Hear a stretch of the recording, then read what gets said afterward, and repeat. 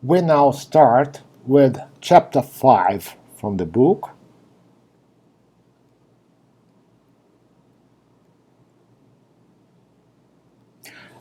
And that is about congruence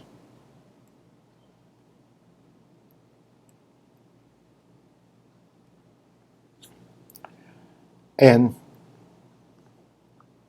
f of x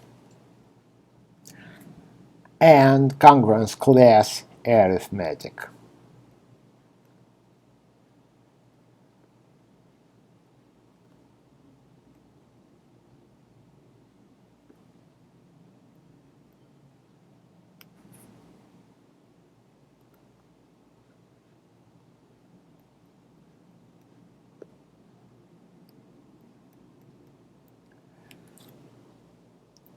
In this chapter, we continue our study related to this ring, and throughout this chapter, F is F-filled.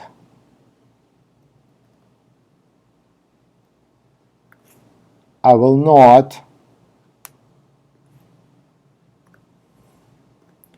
write this condition every time, so we assume always that F is a field, any field. We will again put emphasis on the parallelism between properties of Z, the ring of integers, and properties of this ring, the polynomial ring with coefficients in the field F. It is not surprising that we have this parallelism. Indeed, we have already introduced the definition of rings. So both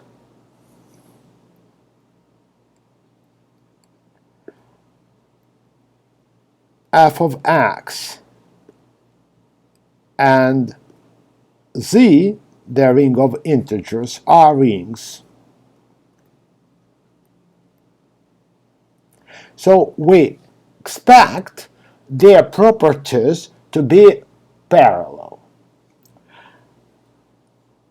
This expectation is going to be met in general only partially.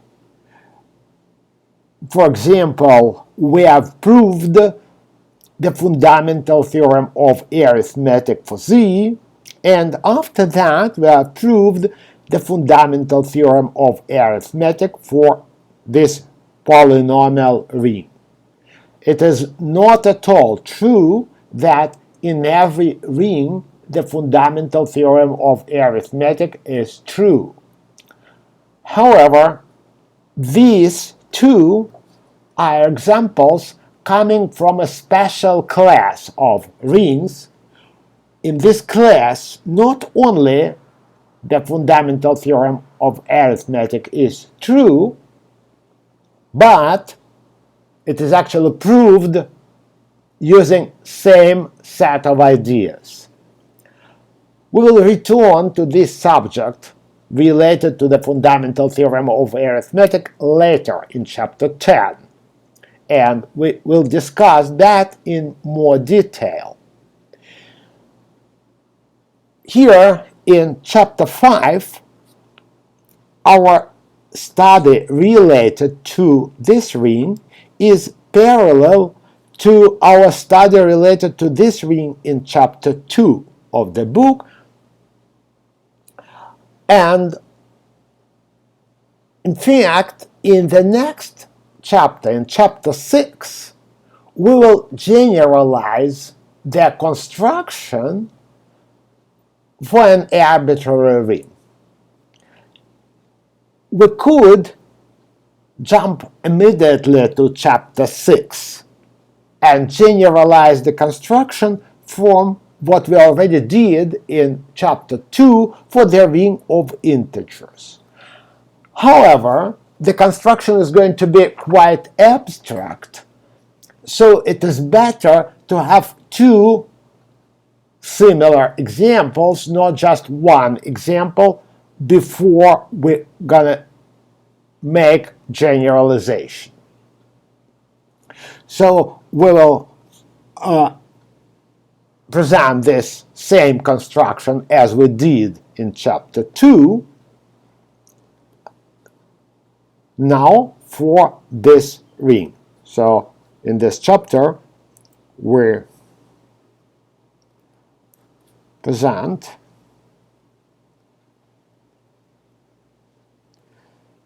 a construction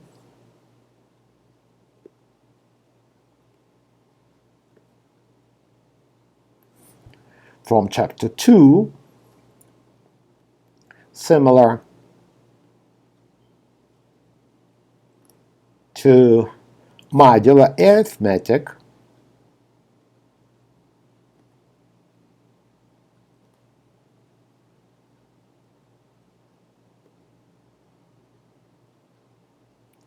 that is what we were occupied with in chapter 2 for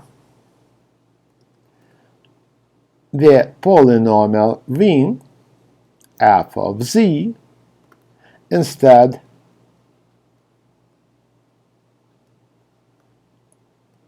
of z. That is what we are going to do here. And one reason, as I just said, is a generalization is a little bit too abstract. So before doing that same construction for an arbitrary ring, we will repeat it after we did it for z, we will repeat it for the polynomials, and there is another reason to present the construction for polynomials. We will obtain some results in this chapter which are going to be quite important. So the polynomial ring is a very important example of a ring. Some results which we obtain here are going to be used significantly later in the next semester, next algebra class, in chapters 11 and 12, which are about field theory and Galois theory. We will very much need what we now do for the polynomials. So let me describe the subject of this chapter more specifically. And with modular arithmetic in chapter 2,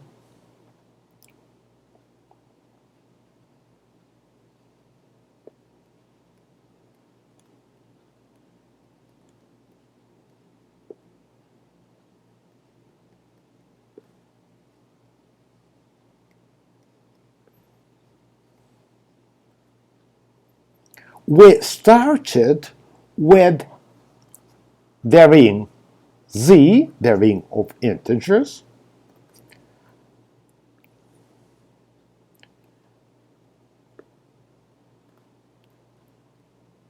and an integer, a positive integer.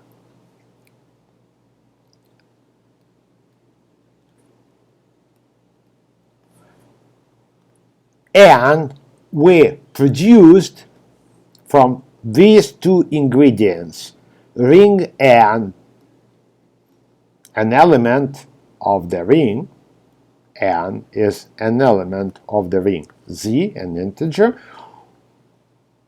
we constructed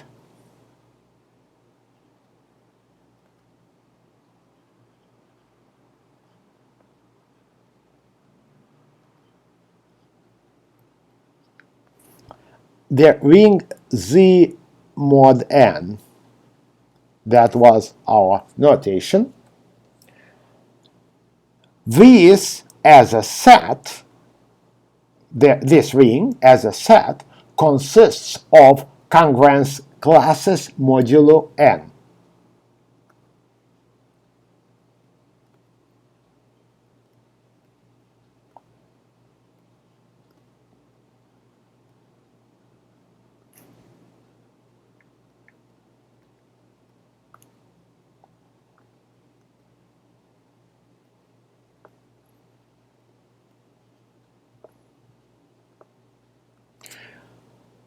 Now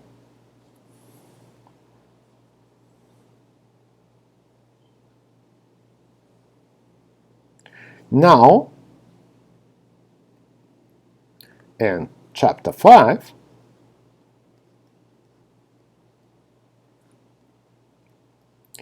we start with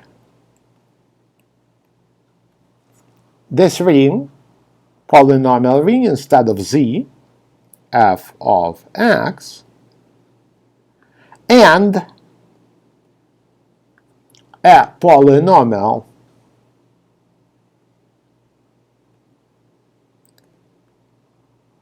non-constant polynomial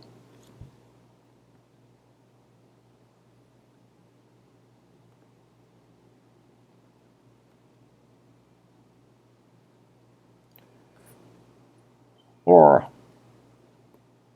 erase that, these are already too much details. We start again with the ring, element of the ring, and we will construct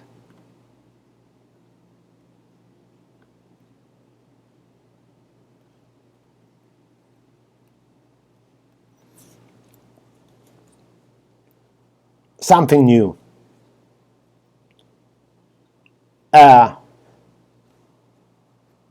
Which another ring,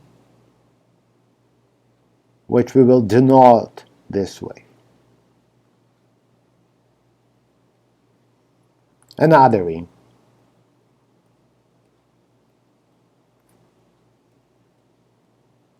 Again, the construction is going to be quite parallel. After that, as we did with z, where something special happens when this n was a prime, something special will happen when this polynomial p is irreducible, as to what corresponds to, with this analogy to primes, irreducible polynomials. So let us go ahead and, as in chapter 2, for integers, we started with the definition of congruences.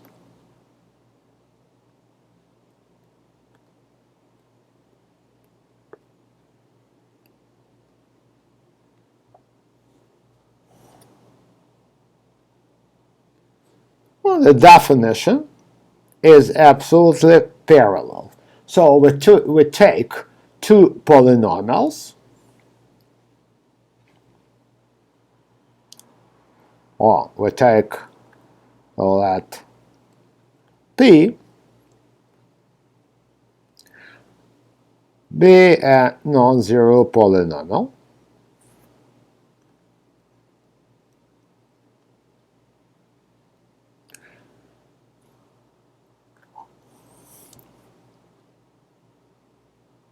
and let f and g be just polynomials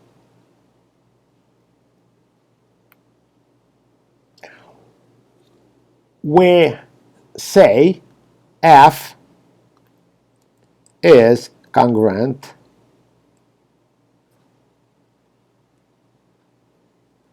to g modulo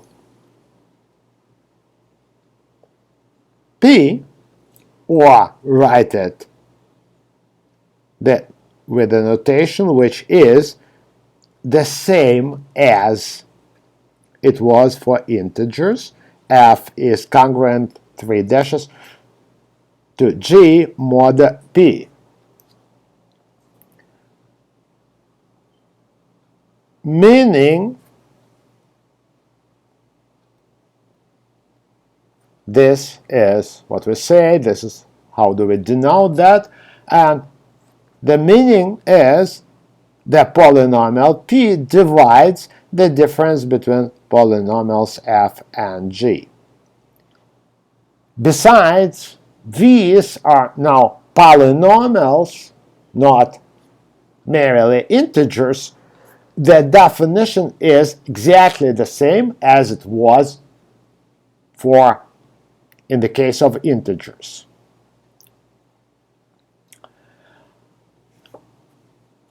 Otherwise,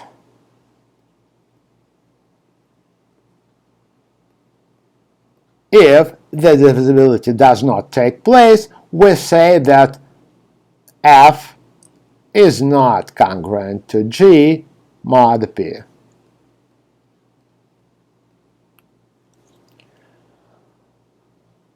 So there is a very slight difference between this definition and the definition for integers. That is, for integers, we assumed the integer for congruences, which we now denoted by p, it is now a polynomial.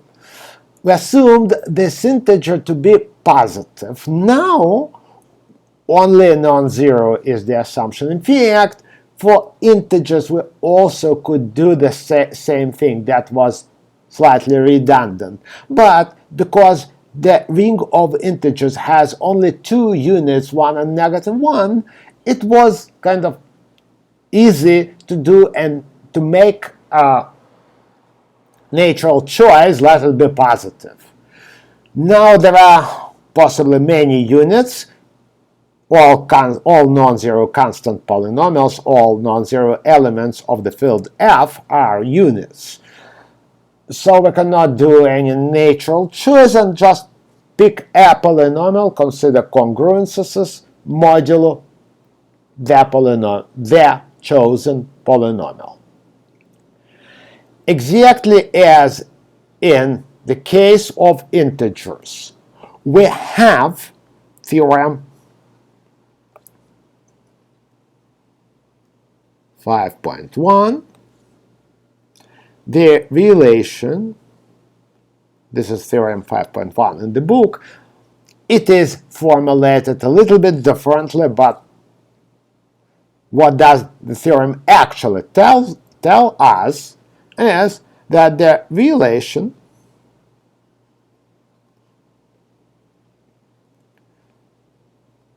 congruence relation, this one, on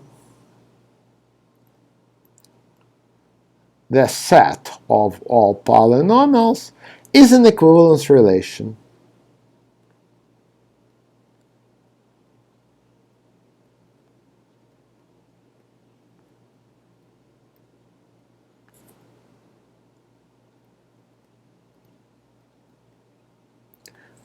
That means that the relation is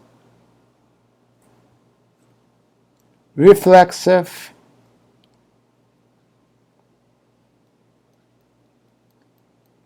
symmetric,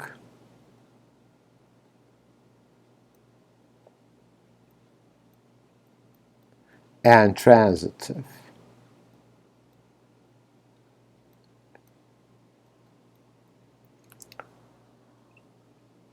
The proof is exactly the same, literally the same, as the proof of the same fact in the case of integers. So this is parallel to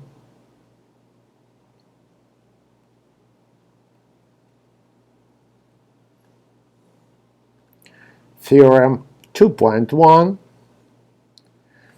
and I skip it. It is easy and parallel to the corresponding theorem for integers. Immediately, as soon as we have an equivalence relation on a set, we have partition of the set into equivalence classes.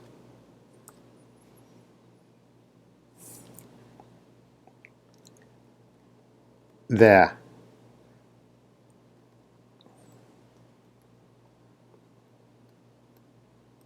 congruence relation this one, thus determines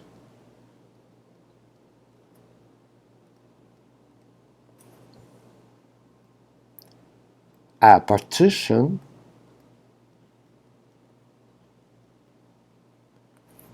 of the set. Now it is not the set of integers, but the set of polynomials into equivalence classes.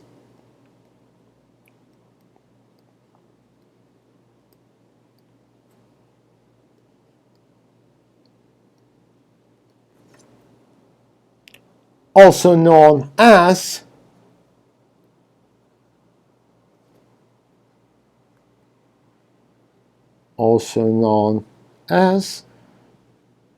congruence classes,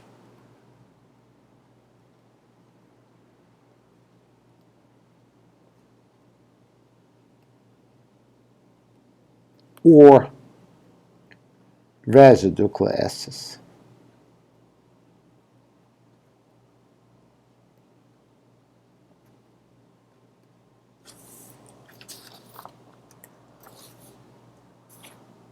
We introduce a notation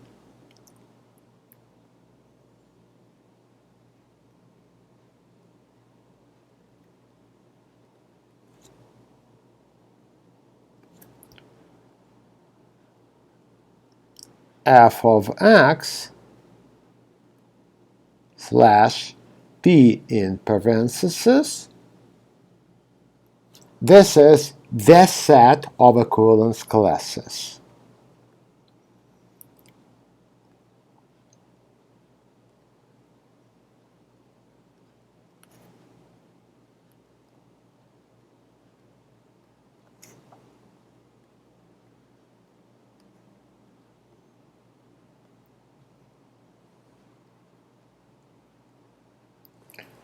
That is an exact analog of Z mod n as a set. In fact, I should say that this, or if this was n, if this was p, then Z mod p, if you'd like, if the integer was called p. Oh, let us stick to integer n still, otherwise there may be a confusion.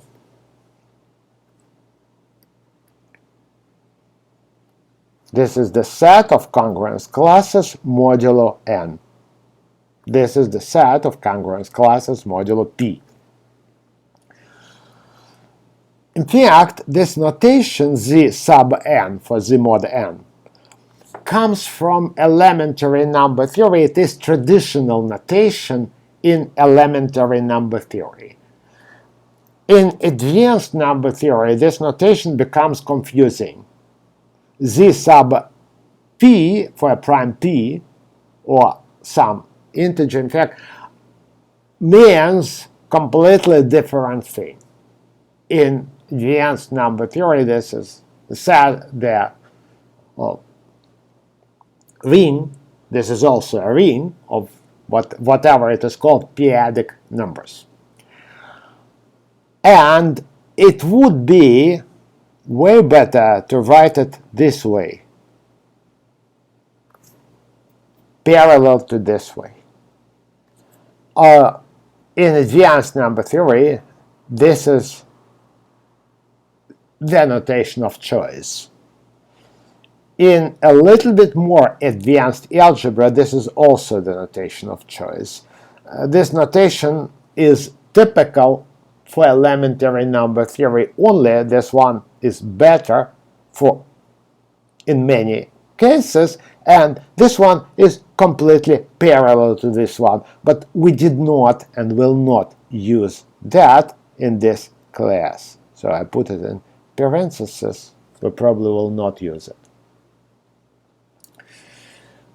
Notation for equivalence. This is a set of equivalence classes. One equivalence class an equivalence class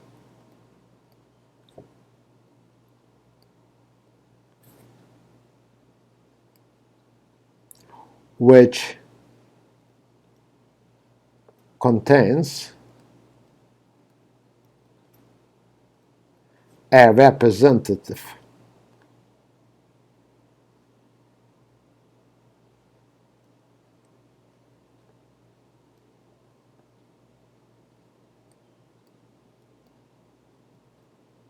any element from an equivalence class represents it and is a representative,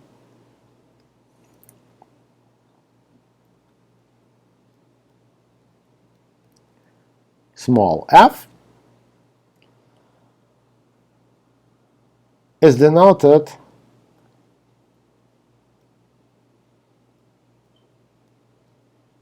by f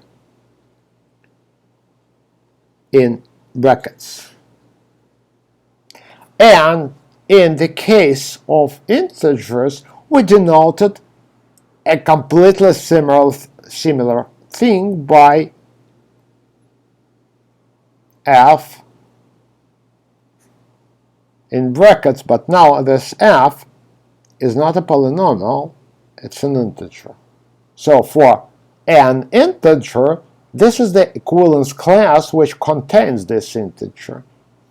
This is the equivalence class which contains this polynomial. Now the notation is just parallel.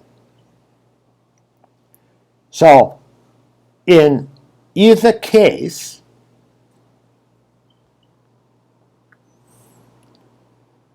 f is congruent to G mod P, means that two elements are in relation, and this means that the two congruent classes are the same.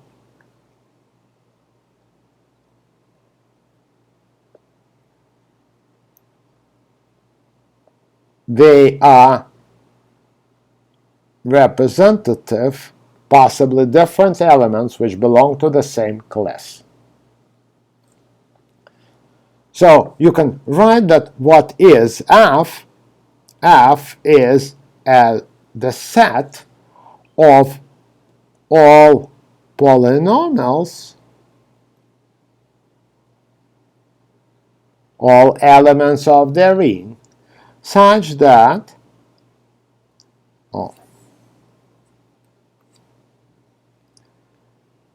f,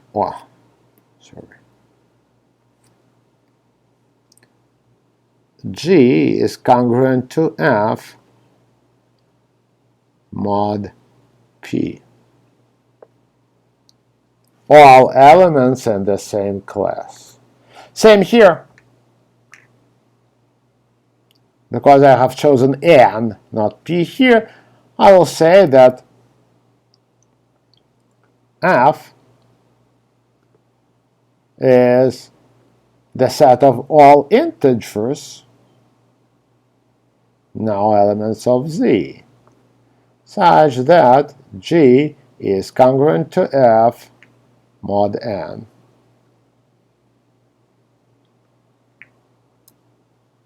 So this is a congruence class.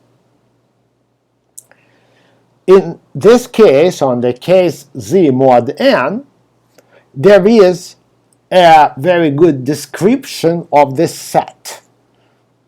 Namely, we have that as a set, Z mod N is the class of 0, the class of 1, up to the class of n minus 1.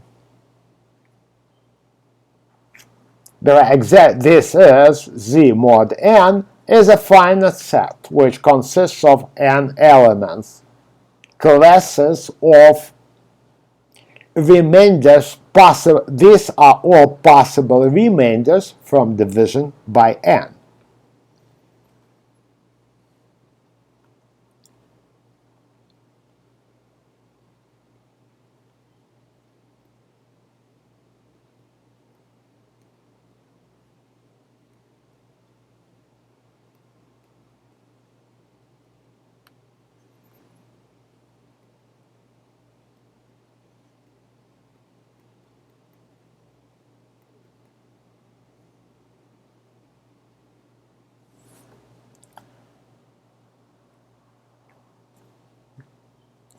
This is, I recall, this is simply because, why do we have this description? Because we have that every integer f can be written by Euclid's lemma as q n plus r with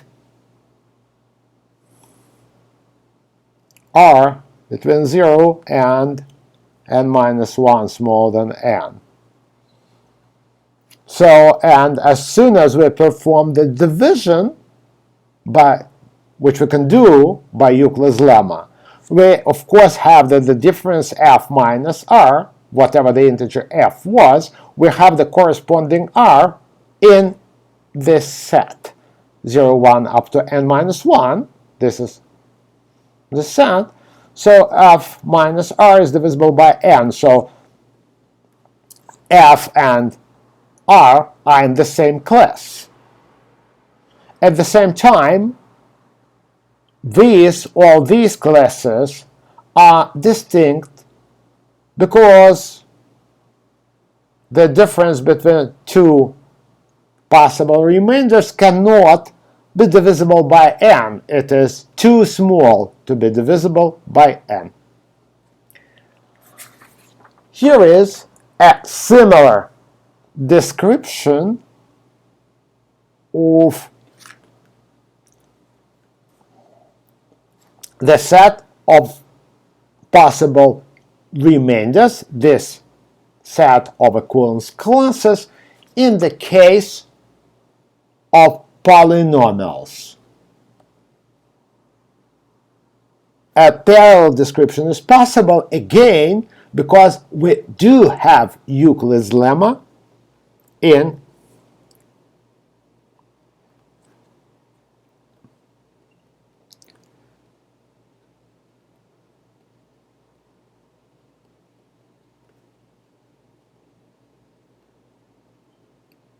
the ring f of x, in the polynomial ring with coefficients in the field. Not in every ring we have Euclid's lemma, but in Z integers and in the ring under consideration we do. So we can always write a polynomial, any polynomial f, as QP. P is our fixed polynomial. We consider congruence as modulo P plus R. R is either zero polynomial or it's a polynomial of degree smaller than the degree of a polynomial P. From here, we obtain that as a set,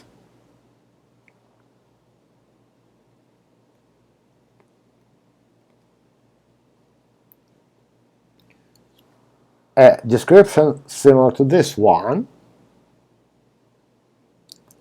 our set of equivalence classes modulo a polynomial P is zero possible remainder, again as here, all possible remainders. Possible remainders are 0 and polynomials of degree smaller than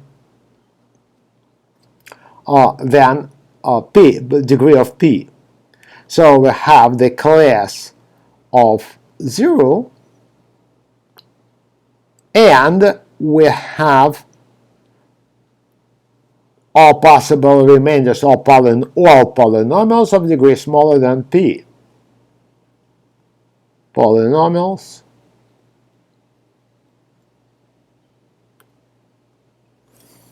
non-zero polynomials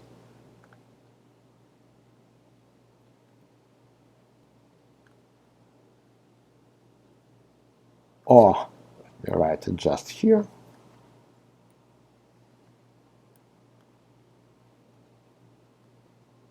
Zero is already accounted for, such that degree R is smaller than degree P. Here we see a difference. Z mod n was a finite set, a set of n elements. The set of all polynomials of bounded degree may be infinite. However, we see a similarity. Indeed, that is the full description. Two polynomials in this set cannot be congruent. So,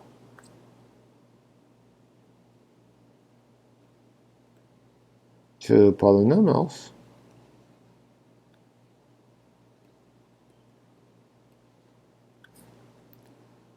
in this set are not congruent.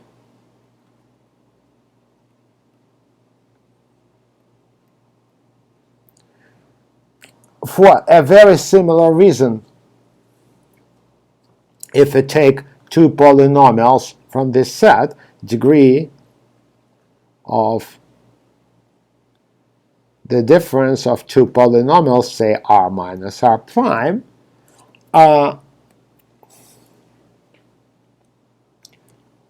is smaller than maximum of the degrees, smaller or equal, than maximum of degree r prime. Both of them are strictly smaller than degree p.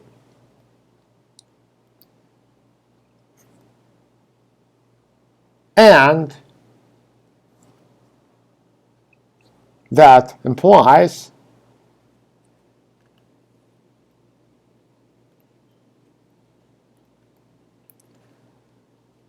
that p does not divide the difference, or which means that the two classes are different. They belong to different equivalence classes. They are not equivalent. Same, I only took two polynomials from this set. You may also compare that with zero polynomial. Degree polynomial from here minus 0 is the degree of the polynomial. It is still smaller than p, so none of them is divisible by p because the degree is too small. Here the absolute value was too small. Here the degree is too small for the divisibility. Thus, we have a description of a set of all equivalence classes. And we have a description of an equivalence class. The overall parallelism with Z is, I hope, clear. In the next fragment, we're going to define the operations on this set, making this set into a ring. Thank you for listening.